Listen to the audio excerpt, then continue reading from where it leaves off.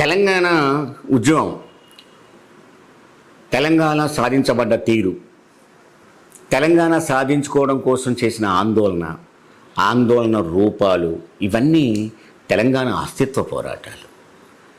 తెలంగాణ అస్తిత్వ పోరాటం అమరవీరుల త్యాగాల దాకా వచ్చింది. అమరవీరుల త్యాగాల ఫలితంగా నాయకత్వం వహించిన కేసీఆర్ లాంటి వాళ్ళ చాణక్య రూపాల వల్ల ఈ రకరకాల రూపాలతో అన్ని పార్టీల సపోర్ట్తో తెలంగాణ వచ్చింది. వచ్చిన తెలంగాణ కూడా 10 ఏళ్ల తర్వాత తిరిగి మళ్ళా అస్తిత్వం కోసం పోరాటం చేయాల్సిన కర్మ నెట్టబడ్డది. దీనికి బాధ్యులు ఎవరు అనుకున్నప్పుడు తెలంగాణ ప్రజలమైన మనందరం. ఎందుకంటే తెలంగాణ పోరాటానికి సంబంధం లేని వ్యక్తుల్ని మనం ప్రభుత్వంలోకి తీసుకొచ్చుకున్నాం. ఇప్పుడున్న ముఖ్యమంత్రి గారు జై తెలంగాణ అంటానికి కూడా ఇష్టపడని వ్యక్తి. ఇంతవరకు కూడా జై తెలంగాణ అనగా నేనైతే ఎవరైనా వింటే వినొచ్చేమో. అలాంటి ముఖ్యమంత్రి గారి ఏదన్నా సమస్య వచ్చినప్పుడు ఆ విషయాన్ని డీవియేట్ చేసి చర్చని పక్కకు తీసుకొచ్చి ఒక ఎత్తుగడ ఆయన చేస్తూ ఉన్నాడు. దానికి కారణం కాంగ్రెస్ పార్టీ కూడా పూర్తిగా ఆయనకు సపోర్ట్ రాకపోవడం, ఆయన సింగిల్గా ఫైట్ చేయాల్సి రావడం, ఆ ఫైట్లో విషయాన్ని డైవర్ట్ చేసే ప్రయత్నం చేస్తూ ఉన్నాడు.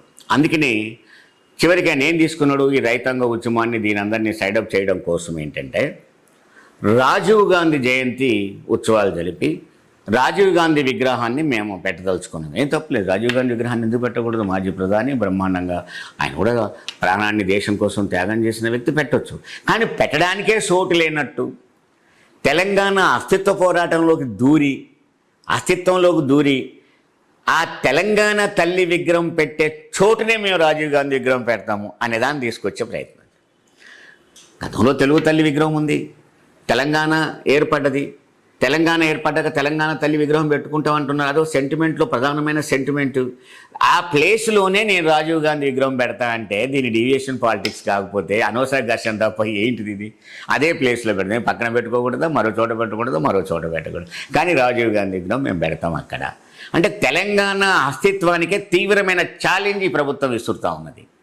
తెలంగాణ అస్తిత్వానికి ఢిల్లీ గులాంగిరికి మధ్యన యుద్ధం జరగబోతూ ఉంది.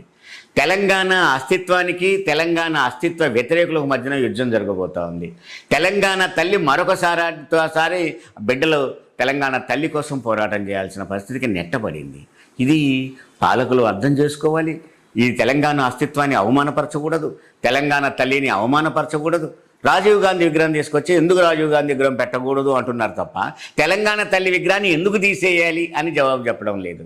ఇది తెలంగాణ తల్లిని తీవ్రంగా అవమానపరిచినట్టే తప్ప తెలంగాణ తల్లిని అవమానపరచడం అంటే తెలంగాణ ప్రజలను అవమానపరచడం, తెలంగాణ ప్రజల్ని పూర్తిగా అవమానపరచడం తప్ప మరొకటి కాదు. రాజీవ్ గాంధీ విగ్రహం ఎక్కడైనా పెట్టుకోవచ్చు, తప్పేం కాదు. కానీ ఆ ప్లేస్లోనే తెలంగాణ తల్లి విగ్రహం పెట్టే ప్లేస్లోనే ఎందుకు పెట్టాలి అంటే దానికి బీఆర్ఎస్ ఏదో చేస్తూ ఉంది, బీఆర్ఎస్ ఉన్నప్పుడు ఏం చేసిందని చెప్పేవాళ్ళు. మరి 10 సంవత్సరాలు కాంగ్రెస్ పార్టీ అధికారంలో నిన్నోడు పెట్టుకోవద్దు అన్నాడు. మరి అప్పుడే పెట్టవచ్చు కదా రాజీవ్ గాంధీ. బీఆర్ఎస్ని తెలంగాణ తల్లిని నువ్వు కలిపి చెప్పినప్పుడు రాజీవ్ గాంధీ విగ్రహాన్ని కాంగ్రెస్ పార్టీని కలిపి చెప్తే నువ్వెందుకు పెట్టుకోలేదు మరి రాజీవ్ గాంధీ విగ్రహాన్ని అప్పుడు? అంటే ఇదంతా అనవసర చర్చను తీసుకొచ్చి దాన్ని అసలు విషయాన్ని రైతాంగ పోరాటాన్ని పక్కకు పెట్టేది తెలంగాణ తల్లిని అవమానపరచడం తప్ప మరొకటి కాదు. దానికి కేటీఆర్ ఒక మాట అన్నాడు. ఏమన్నాడు? ఖచ్చితంగా మీ అధికారంలోకి వస్తే రాజీవ్ గాంధీ విగ్రహం తొలగించి అక్కడ తెలంగాణ తల్లి. అదే చెప్పాను నేను.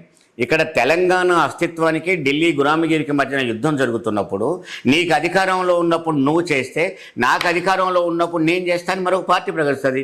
అది నీ పాలసీ అయితే ఇది నా పాలసీ అంటది. కాబట్టి పాలసీని నువ్వు వ్యతిరేకించలేవు కదా. కానీ ఏది ఏమైనా తెలంగాణ తల్లిని అవమానపరచడం మాత్రం కాంగ్రెస్కి అంత మంచిది కాదు.